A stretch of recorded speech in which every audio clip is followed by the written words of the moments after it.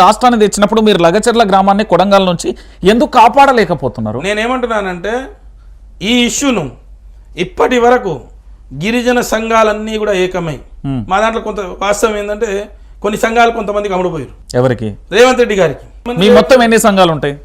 నేను లెక్క పెట్టలేదు, చాలా సంఘాలు ఉంటాయి. ఎవరికి ఇబ్బంది ఉన్నప్పుడు, ఎవరు కడుపు కాలినప్పుడు ఏదైతే మాకు మాలోజీ వీరన్న గారో లేకపోతే సంత్ సేవాలాల యొక్క ప్రేరణ తీసుకొని ఎక్కడైతే తెలంగాణ ఉద్యమంలో నాను నాయక్ నుంచి ఠాను నాయక్ నుంచి ఆ రోజు నుంచి మొన్న జరిగినటువంటి మా బిడ్డ ప్రవీణ్ వరకు చనిపోయినటువంటి వాళ్ళని యొక్క పూర్తిగా ఖచ్చితంగా వాళ్ళనందరినీ కూడా లీడ్ తీసుకొని ప్రతి జిల్లాలో ప్రతి రాష్ట్రాల్లో చాలా రాష్ట్రాల్లో తెలంగాణ గిరిజన మీరు అమ్ముడు పోవడం వల్లనే ఈరోజు లగచర్ల ఘటన కానీ గిరిజన ఆశ్రమాలలో పిల్లలు చావడానికి కారణం మీరే అంటున్నారు.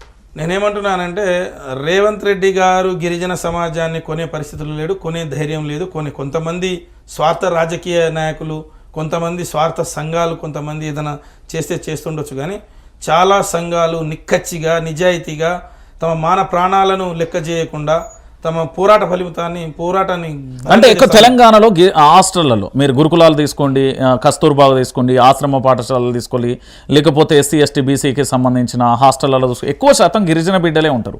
అంటే వాళ్ళు ఎక్కువ కూడా ప్రభుత్వానికి సంబంధించిన బళ్ళల్లోనే చదువుతారు, ఉన్నత స్థాయిలో కూడా ఉంటారు.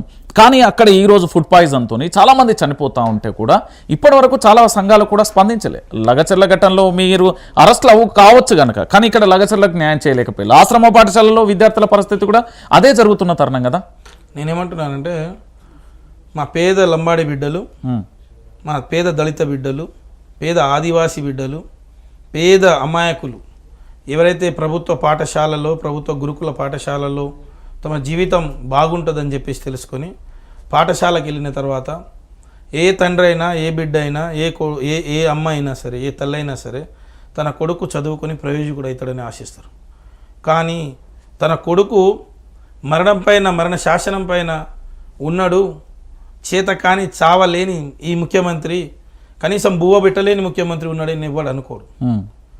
బువ్వ పెట్టకుండా విషాహారం పెట్టి చంపి ఈరోజు పాడే గట్టి నేను అన్నా కదా అదే ముందు ఏదైతే తెలంగాణ చరిత్రను, తెలంగాణ పేరును, తెలంగాణ పటాన్ని, తెలంగాణ యొక్క ఖ్యాతిని ఎవరెస్ట్ శిఖరాన్ని తీసుకుపోయినటువంటి ఈ గురుకులాల్లే, ఎవరెస్ట్ శిఖరం వైపు తీసుకుపోయినటువంటి ఈ గురుకులాల్లే ఈరోజు పాడే పైన ఉన్నారు గిరిజన. ఎందుకు ముఖ్యమంత్రి గారికి విద్యా వ్యవస్థ అంటే కోపమా, ప్రభుత్వ బళ్ళంటే కోపమా? ఏది లేదు, ఆయన దోచుకోవడమే. ఈ రోజు వరకు ఏనాడే దోచుకోవడానికి విద్యా సంస్థల నుంచి ఏమొస్తుంది? ఎందుకు రాదండి, ఎందుకు రాదు? ఈరోజు కార్పొరేట్ కాలేజీలో మొత్తం మాఫియా తీసుకున్నారు, ఆ మాఫియాని భయపెట్టించిండు, ఆ మాఫియా దగ్గర డబ్బులు తీసుకుంటుండు. ప్రభుత్వ పాఠశాలలు, ప్రభుత్వ కళాశాలలు, గురుకులాలు ఇవన్నీ కూడా గాలికి వదిలేసిండు. ఎన్ని రోజులు ఎన్నిసార్లు రివ్యూ చేసిండు చెప్పండి? సీఎంఓ నుంచి ఎన్నిసార్లు మీకు పత్రికా ప్రకటన వచ్చింది చెప్పండి? ఈరోజు గిరిజన సమస్యల పైన ముఖ్యమంత్రి గారి కార్యాలయంలో ఈ సమస్యల పైన మీటింగ్ జరిగిందని ఎప్పుడైనా వచ్చిందా? గురుకుల పాఠశాల పైన రివ్యూ మీటింగ్ జరిగిందని అంటే తెలంగాణ రాష్ట్రంలోనైనా ఏర్పడిన తర్వాతనైనా విద్యాశాఖ మంత్రి ఉన్నాడు, కనీసం ఇప్పుడు సంవత్సరం అవుతుంది, చాలా శాఖలకు మంత్రులు లేరు కదా, మొత్తం ముఖ్యమంత్రి చేతుల్లోనే ఉంది కదా. సంవత్సర కాలం పాటు ఈ తెలంగాణ రాష్ట్రంలో సింగిల్ లార్జెస్ట్ పాపులేషన్ అయినటువంటి ఈ లంబాడి బిడ్డలు, ఈ గిరిజన బిడ్డలకు 14% ఉన్నటువంటి గిరిజన బిడ్డలకు సంవత్సర కాలంగా మంత్రి పదవి లేదు. 33 జిల్లాల్లో గతంలో తెలంగాణ ఉంటే 33 జిల్లాలో దాదాపు 4 నుంచి 5 జిల్లాల కలెక్టర్లు ఉంటుండే, ఎస్పీలు ఉంటుండే గిరిజన బిడ్డలు. ఈరోజు మేము వెతుకుదాం, భూతద్దం పెట్టుకొని వెతుకుదాం అంటే కూడా ఎక్కడ లేరు. ఎక్కడ చూద్దామన్నా కూడా గిరిజనులు లేరు, ఏమి చేద్దామన్నా కూడా గిరిజన. నేనే ఫుల్ టైం మినిస్టర్, నేను పార్ట్ టైం మినిస్టర్ని కాదు అంటున్నారు కదా.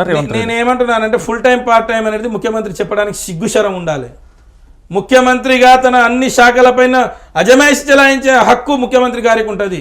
అన్ని శాఖలు ఎక్కడ ఏ శాఖ పైన తప్పు జరిగినా దాన్ని రివ్యూ చేసి దాన్ని న్యాయం చేయాల్సినటువంటి బాధ్యత ఈ రాష్ట్ర ముఖ్యమంత్రి గారి పైన ఉంటుంది. అంటే ముఖ్యమంత్రి గారు శాఖలను పూర్తి స్థాయిలో కేబినెట్ విస్తరణ కానీ మంత్రి పదవులు ఇవ్వడానికి భయమా, లేకపోతే కాంగ్రెస్ పార్టీని మొత్తం నా చేతిలో ఉండాలనే కాన్ఫిడెన్స్?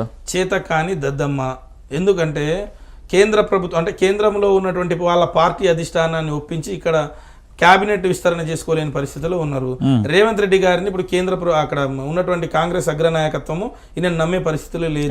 ఈ కాంగ్రెస్ పార్టీని పూర్తిగా నాశనం చేసి తెలంగాణలో అని తన సొంత ఎజెండాను నడిపిస్తున్నాడని, అసలు ఇక్కడ పరిపాలన లేదని చెప్పేసి ఇక్కడ రియల్ ఎస్టేట్ను బొందబెట్టిండు, సినిమా హీరోలను బొందబెట్టిండు, ఇక్కడ ఉన్నటువంటి వ్యాపారులను బొందబెట్టిండు, ఇక్కడ ఉన్నటువంటి ఎడ్యుకేషన్ సంబంధించినటువంటి దాటిని బొందబెట్టిండు, ఇక్కడ ఉన్నటువంటి రియాలిటీ మొత్తం కూడా ఫోర్త్ సిటీ అని చెప్పేసి వాళ్ళ బ్రదర్స్కు అప్పచెప్పడానికి అది అక్కడ బొందబెట్టిండు. సొంత రాజ్యాంగం అనుముల రేవంత్ రెడ్డి రాజ్యాంగం తెలంగాణలో నడుస్తూ ఉంది. కానీ భారతరత్న బాబాసాహెబ్ అంబేద్కర్ రాసినటువంటి రాజ్యాంగం కానీ చట్టాలు కానీ తెలంగాణ రాష్ట్రంలో అమలు అవ్వట్లేదు. క్లారిటీగా చెప్తున్నారు, క్లారిటీగా చెప్తా ఉన్నాము. ఎక్కడండి వ్యవస్థ, ఎక్కడుందండి వ్యవస్థ మీరు చెప్పండి. నేను చిన్న ఉదాహరణ చెప్తా. చెప్పండి. ఎన్నిసార్లు గురుకులాలపైన రివ్యూ మీటింగ్ జరిగింది, ఎన్నిసార్లు బీసీ కులాలపైన సమగ్ర అధ్యయనం చేస్తున్నటువంటి బీసీ కులాలపైన రివ్యూ మీటింగ్ పెట్టిండు, ఎన్నిసార్లు గిరిజనకు సంబంధించినటువంటి కులాలపైన రివ్యూ మీటింగ్ జరిగింది, ఎన్నిసార్లు బడ్జెట్లు ఏ రకంగా ఇంప్లిమెంటేషన్ అవుతుందని చెప్పేసి ఎస్సీ ఎస్టీ బీసీలకు బడ్జెట్ అలొకేషన్ చేస్తే దానిపైన ఎన్నిసార్లు రివ్యూ జరిగింది. ఎక్కడ ఇన్ఫ్రాస్ట్రక్చర్ కొత్త రోడ్ ఒక్కటనే వేసిండా ఈ ఏడాది కాలంలో తెలంగాణ రాష్ట్రంలో? ఒక్క రోడ్ అన్నా కొత్త చేసిండా, ఒక్క కొత్త పాఠశాల కట్టిండా, ఒక్క కొత్త ఇరిగేషన్ ప్రాజెక్ట్ స్టార్ట్ చేసిండా, ఒక్క కాలేజ్ అన్న కొత్తది ఇచ్చిండా, ఒక్క కంపెనీ అన్న తీసుకొచ్చిండా?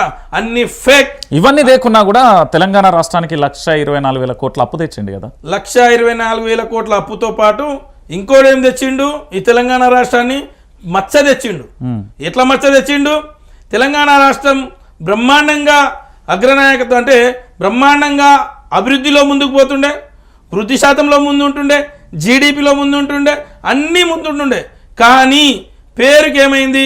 మా రాష్ట్రం బాకీలో ఉంది, తెలంగాణ రాష్ట్రం బాకీలో ఉంది, తెలంగాణ రాష్ట్రం బాకీలో ఉంది, తెలంగాణ రాష్ట్రంలో ఏమీ లేదని చెప్పేసి ఒక మచ్చ మాత్రం తీసుకొచ్చిండు. ఏమీ లేదని చెప్పేసి అందరు కూడా ఆంధ్రాకు పయనమయ్యారు. చంద్రబాబు నాయుడు గారి దగ్గరికి మోకరిల్లుతున్నారు. చంద్రబాబు నాయుడు గారి